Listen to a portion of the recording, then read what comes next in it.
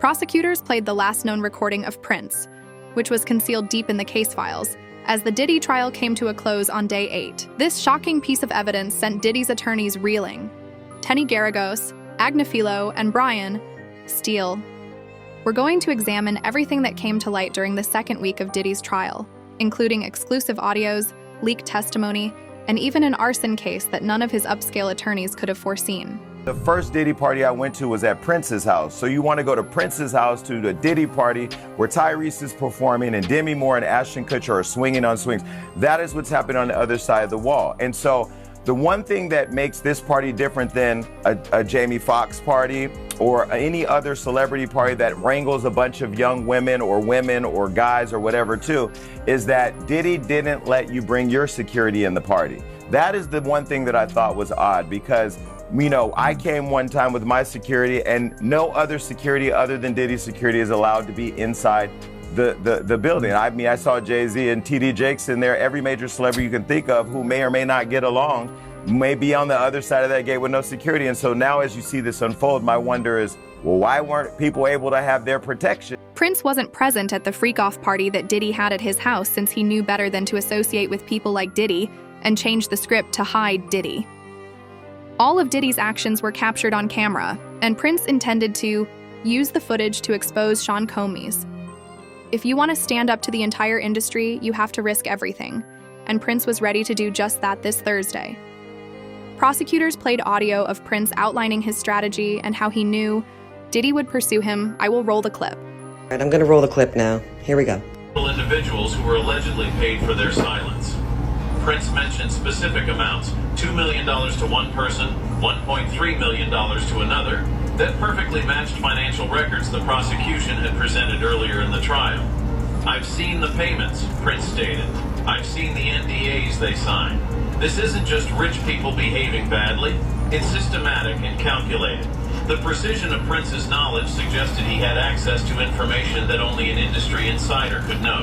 As the recording continued, Prince's voice grew more somber. I'm making this recording because I'm afraid to speak out publicly. The power structure in this industry protects people like him.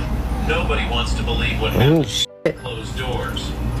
The recording ended with words that sent chills through the courtroom. If anything happens to me, make sure this gets to the right people. This isn't just about protecting myself, it's about protecting everyone who hasn't been able to speak between Diddy. So Diddy was just eliminating his competition or anybody who got in his way. What a menace P. Diddy was. I feel blessed never having to encounter something as evil as him. All right, if you didn't know, now you know. There you have it. That's the scoop. Before concluding her testimony, Cassie named Usher as a witness to her abuse, stating he saw Diddy beat, violate, and threaten her, yet chose to remain silent. She screamed for help while Diddy's associates stood by watching passively. The courtroom was shaken today by audio recordings in which Cassie's cries could be heard in the background. One disturbing tape played featured Cassie screaming at a man named Sujet Furious after learning he may have seen one of the so-called freak-off tapes. These recordings were allegedly used by Diddy to blackmail and control her. The courtroom reaction was intense, highlighting a different, desperate side of Cassie. Meanwhile, Diddy's legal team appeared disorganized, frequently interrupted by objections prompting the judge to call for order and clearer ground rules. Richard says she wasn't alone in witnessing Sean Diddy Combs' abuse during her second day of testimony in the Music Moguls. Bottles of baby oil found in Diddy's hotel room the day of his arrest demonstrate that he has no regrets for his actions. Even after being charged, Diddy continued to have violent freakouts, and Homeland Security Diddy had several women in the room with him on the day of his arrest, according to DNA evidence gathered from that day. Look inside Combs' Miami mansion the day federal agents busted the gate open last year to raid it. A federal agent testifying about the evidence, guns and ammo seized from Diddy's home that were found near alleged freak-off supplies, which included dozens of bottles of baby oil and boxes of platform heels, bondage restraints, and bundles of rope.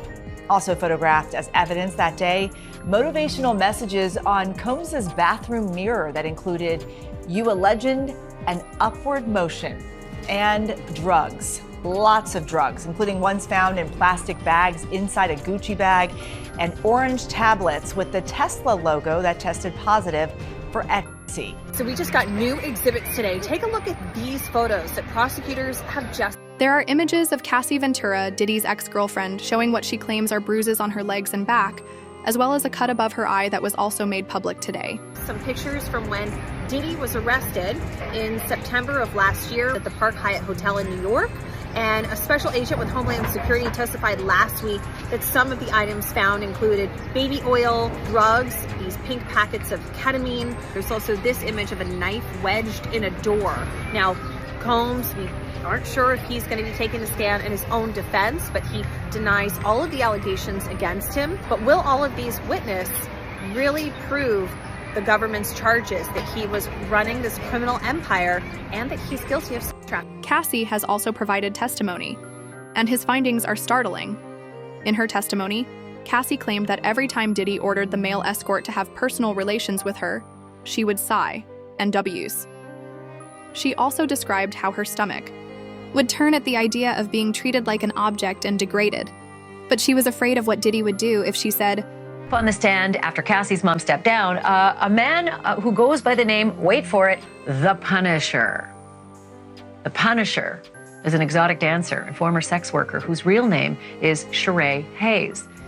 Mr. Hayes told the jury that he got his nickname playing basketball, but his photos, they seem to tell a different story for why he may be using that name today. Ooh, kind of safe for work, almost not safe for work. I wouldn't put it up at work, but that's the Punisher, y'all. Mr. Punisher testified that he was hired by Diddy and Cassie for 8 to 12 different times, things like episodes. And he was meant to create a sexy scene that would last for hours. He said that Diddy called all the shots in these episodes. He didn't call them freak-offs, but he described what we've heard as freak-offs. He never saw any cameras, he said. He didn't see any violence. And he said, although Cassie would sometimes wince or sigh at some of the sex directions that came from Diddy, he said it didn't seem as though Cassie was there against her will. Again, this is a prosecution witness, so that's kind of, that's on the fence there. He does certainly corroborate the freak-offs and what happened in the freak-offs, but that whole business about, to him, he wasn't sure if Cassie was into it or not, but he did hear that she winced and that she sighed as Diddy gave a lot of those directions.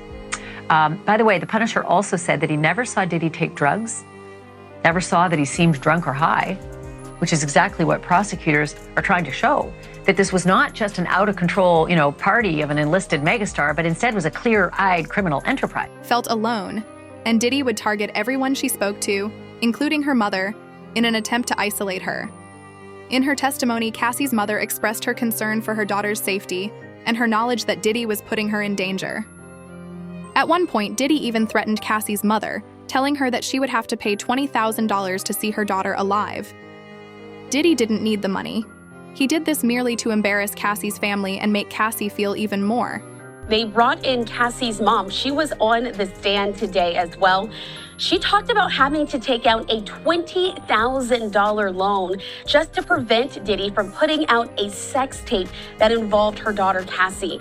Talk about some of those details that we heard as well. I mean, for any mother, this has to be a nightmare situation.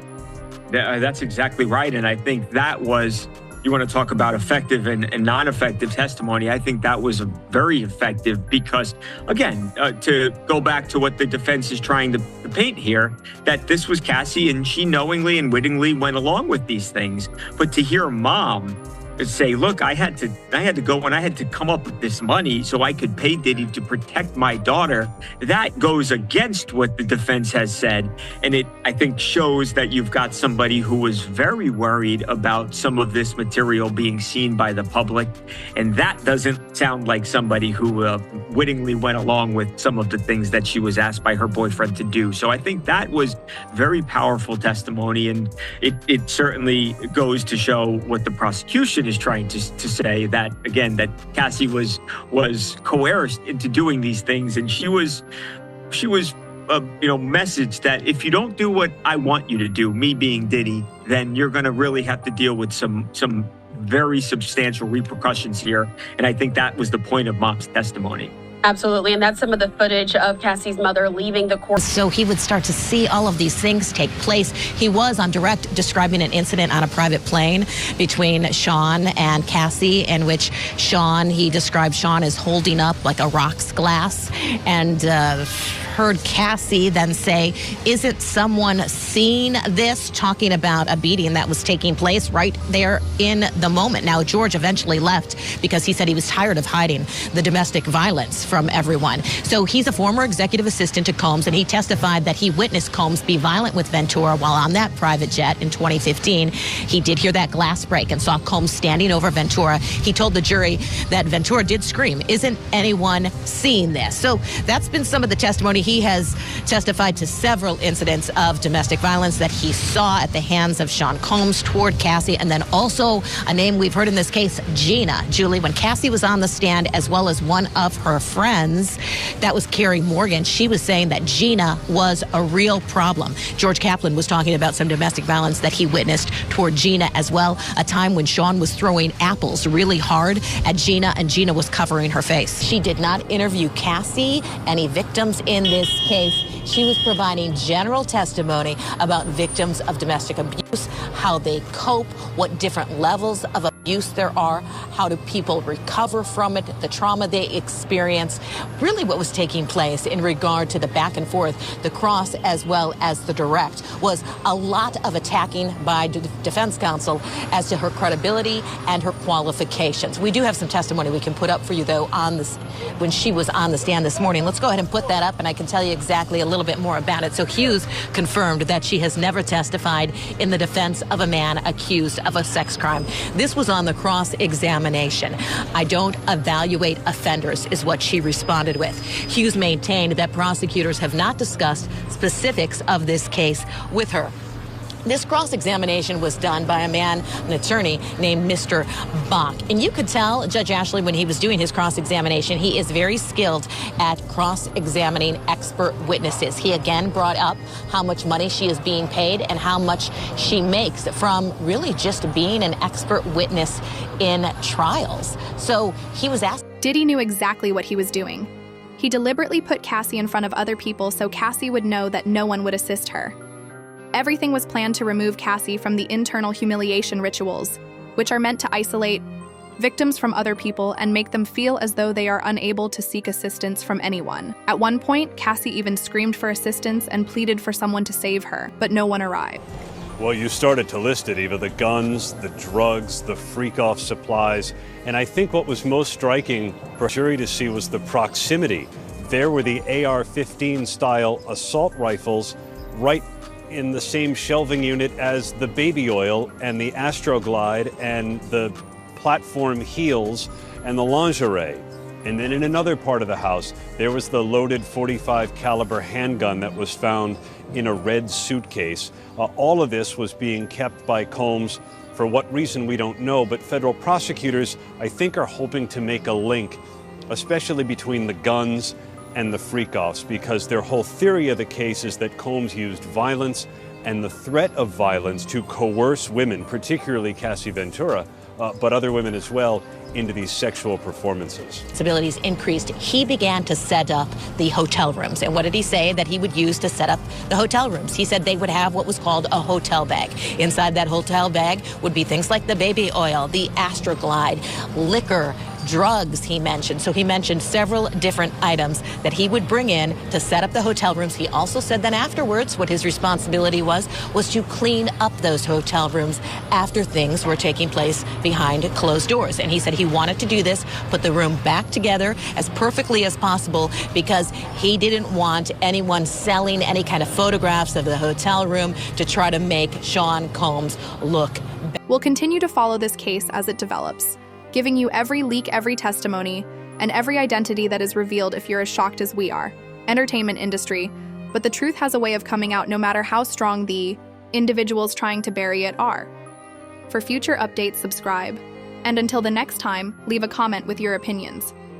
Remain alert, continue to ask questions, and never glance.